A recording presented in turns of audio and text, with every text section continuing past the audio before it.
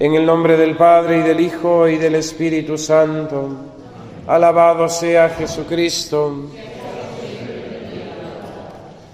La liturgia de este tercer domingo de Adviento nos invita a la alegría de una forma insistente, a una verdadera alegría. Y esta es la invitación del apóstol en la epístola. Hermanos, estad siempre alegres en el Señor. Os lo repito, estad alegres.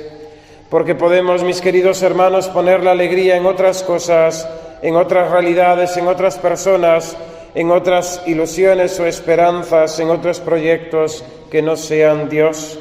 Por eso el apóstol nos lo repite: estad alegres en el Señor, estad alegres en el Señor. Y esto nos invita a reflexionarnos, a preguntarnos, pues no venimos simplemente a contemplar, no venimos simplemente a estar pasivamente escuchando y asistiendo a la Sagrada Liturgia, sino que esta liturgia viene a nosotros como palabra de Dios, que hoy nos pregunta y nos interroga, que hoy viene a nuestra conciencia y como un dardo que nos hiere. ¿Dónde ponemos nosotros nuestra alegría? ¿En qué tenemos puesta nuestra alegría? Alegría en el Señor, alegraos en el Señor. Y podemos alegrarnos en el Señor porque podemos responder como Juan a la pregunta acerca de quiénes somos cada uno de nosotros. ¿Quién eres tú?, le preguntan a Juan Bautista, pensando, viendo, quizás dudando acerca de si Juan el Bautista era el Mesías. Ahí está la tentación de nuestros primeros padres, y ahí está también la tentación de todo hombre que viene a este mundo: querer ser lo que no somos, querer ser dioses de nuestra propia vida. Juan rechaza la idea de que él pueda ser el Mesías. Yo no soy el Mesías, yo soy la voz que clama en el desierto: preparad el camino al Señor. ¿Quién somos cada uno de nosotros? ¿Quién soy yo? Puedo estar alegre, puedo alegrarme, porque en primer lugar soy criatura de Dios, y Dios me creó por amor.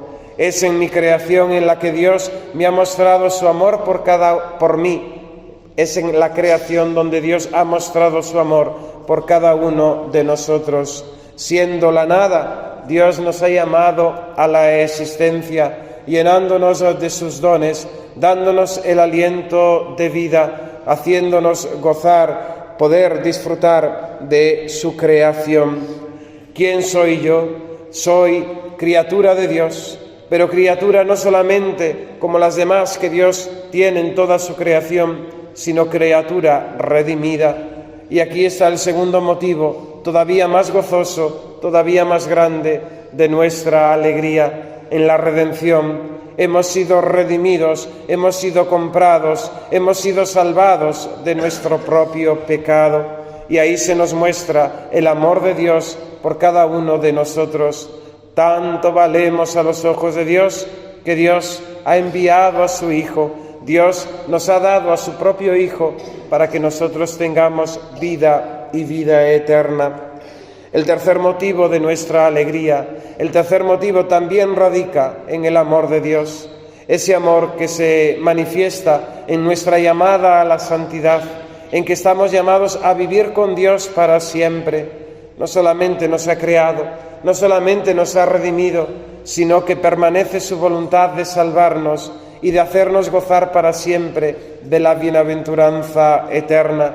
Dios nos llama a la santidad, y para ello nos dona su Espíritu Santo, su amor en nuestros corazones, para que nosotros podamos invocarle Padre, para que nosotros podamos llamarle, movidos por el Espíritu Santo, Abba. Dios no deja de asistirnos, Dios no deja de venir a nosotros, y es la verdad que nos recuerda el Adviento, y es la verdad que hemos de recordar siempre en medio de las pruebas y de las dificultades, donde el tentador vendrá a decirnos que Dios está lejos de nosotros, que a Dios no le importamos, que Dios no quiere nada con nosotros. Ante ello, hemos de recordar que Dios viene a nosotros, que Dios es el Dios que está en adviento continuo.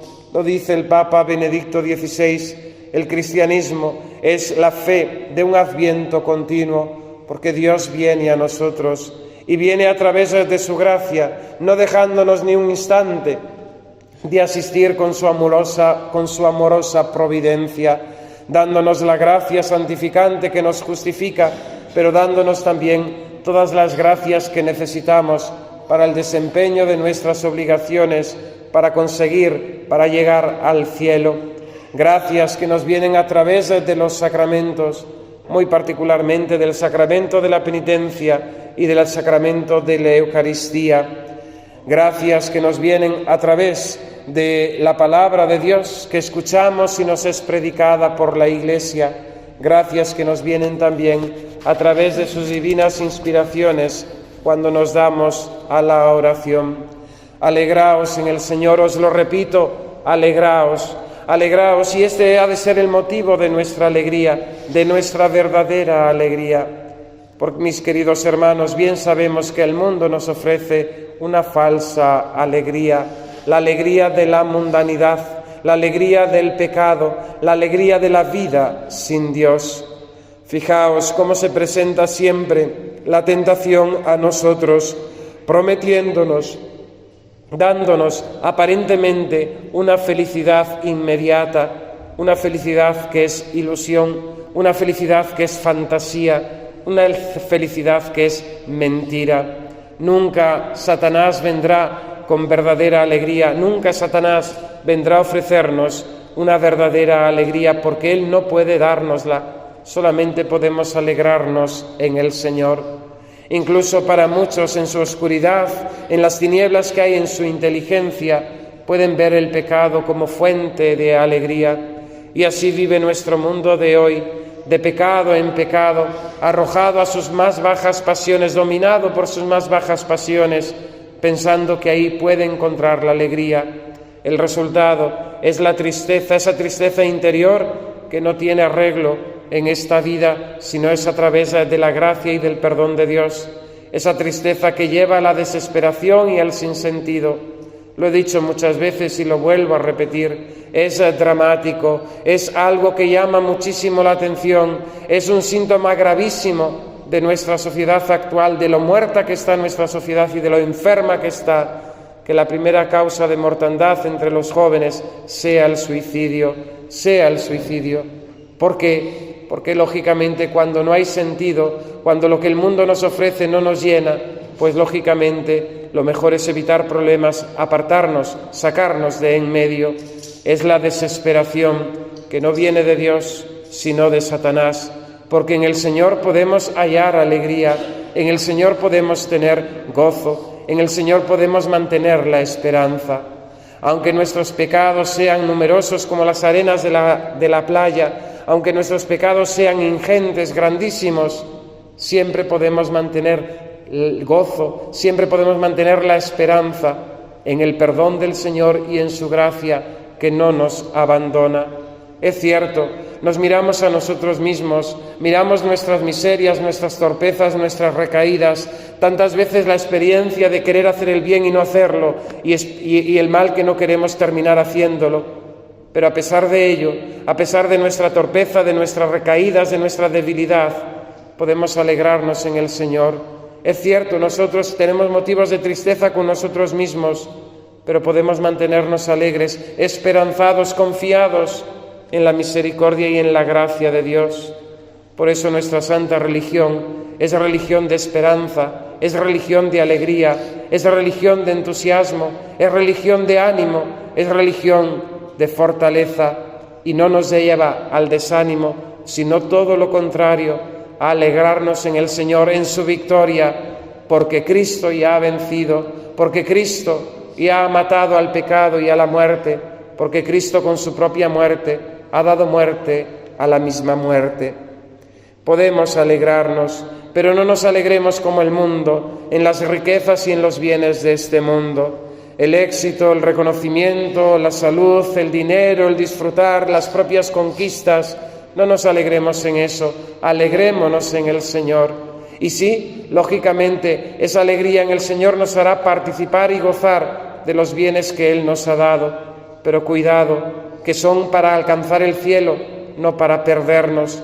Hemos de usar de los bienes que Dios nos ha concedido para conquistar nuestro último fin, no para perdernos y condenarnos e irnos a la muerte eterna. En esto hemos de corregir una cierta actitud que existe hoy en la Iglesia, un movimiento muy populoso, muy seguido por jóvenes, donde se les presenta una mundanidad como algo de la fe cristiana. El mundo es contrario a Dios. Jesucristo no fue un disfrutón de la vida.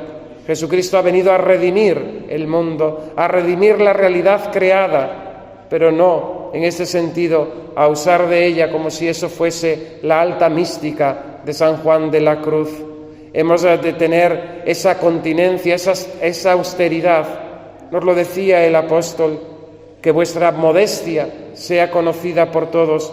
Y con esa modestia el apóstol no solamente hace referencia al vestido o a la mortificación de los sentidos, sino esa modestia que es templanza ante el uso de los bienes creados, porque Dios nos lo ha dado, claro que sí, nos los ha entregado, pero para un fin, para que alcancemos la vida eterna.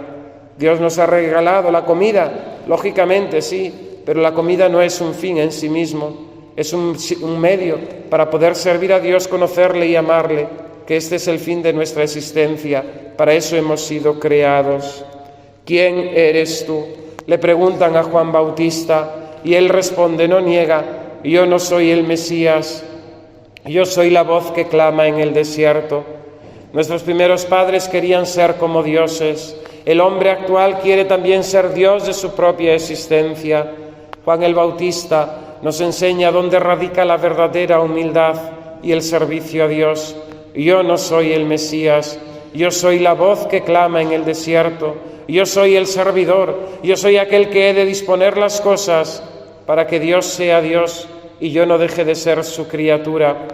Por eso hemos de imitar la humildad de San Juan Bautista, viviendo también en santidad. Somos también nosotros en el mundo, voz que clama en el desierto.